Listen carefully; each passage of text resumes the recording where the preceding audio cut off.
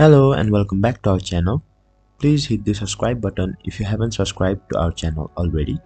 Today we'll be learning how to share TikTok video on Snapchat.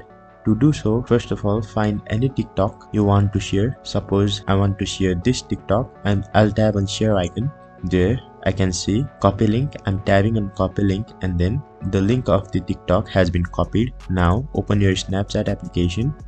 Then click a snap and then you can see link icon on the right side. Tap on the link icon, then you can paste the URL on the input field. As soon as you paste the URL, tap on go and then it will load the URL. You can see the video of the URL and on the bottom there is attached to snap. Tap on attach to snap.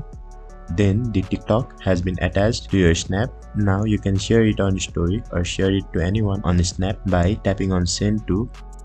Thank you for watching the video till the end. Let us know if you face any problems on the comment section below.